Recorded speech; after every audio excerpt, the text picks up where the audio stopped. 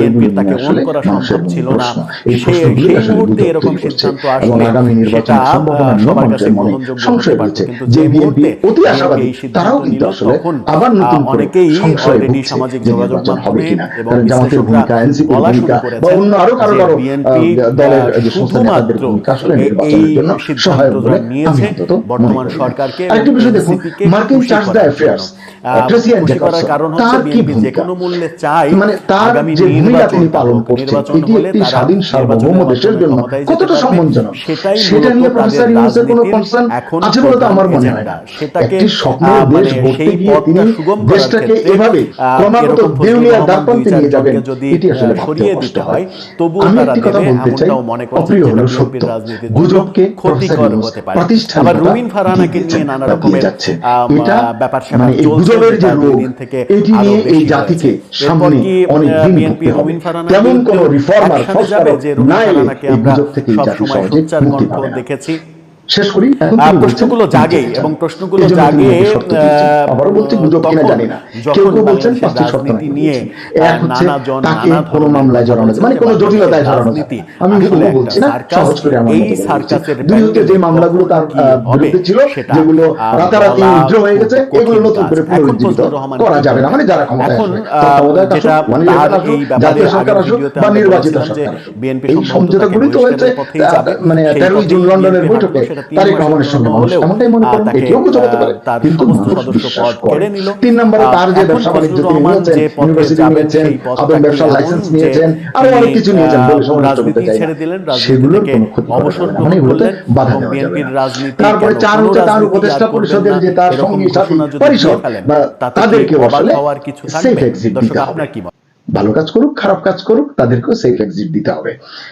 5 হচ্ছে জুলাই আগস্টের আন্দোলনের সঙ্গে যারা জড়িত ছিল, নেতা কর্মী, তাদের পরিবার সদস্য, তাদেরকেও আসলে ছাড় দিতে হবে, তাদেরকেও আসলে এক ধরনের কি বলবো এটাকে দায় মুক্তি দিতে হবে। তো এইরকম একটি নৈরাজ্য সৃষ্টি করে, জেনে হোক না জেনে হোক, বুঝে হোক না বুঝে হোক, আসলে এটি কতটা যৌক্তিক হয়, এই কারণে আমি আসলে এটিকে গুজব হিসেবে আমি মনে করছি, এটিকে আমি সত্য মনে করতে চাই না। আমি এখনো বিশ্বাস করতে চাই প্রফেসর ইউনূস এতটা নিচে নামবেন না যে একটা বছর ধরে বা 13টা মাস ধরে একটি দেশকে, একটি জাতিকে মানে উল্টো স্রোতে উল্টো পথে পরিচালনা করে ধ্বংসের শেষ সীমানায় নিয়ে এসে তিনি এখন আবার নিজে দায় মুক্তি চাইবেন, এতটা কি তিনি চাইতে পারেন? আমার মনে হয় না। যাই হোক, আমরা সেনা প্রধান কে নাকি তিনি এসব বলেছেন যে এগুলোর জন্য তিনি রাষ্ট্রপতি সহ সংশ্লিষ্ট যেখানে যেখানে বলার দরকার সেসব জায়গায় তিনি যেন বলেন। আমি শেষ করতে চাই এই কথা বলে, প্রফেসর ইউনূসের প্রতি ন্যূনতম এই শ্রদ্ধাটুকু, এই বিশ্বাসটুকু, এই আস্থাটুকু রেখে এই ভিডিও শেষ করতে যাই, তিনি অন্তত আমাদেরকে আর ছোট করবেন না, আমাদের মাথাটা আর নিচু করবেন না। সবাই ভালো থাকুন, সুস্থ থাকুন।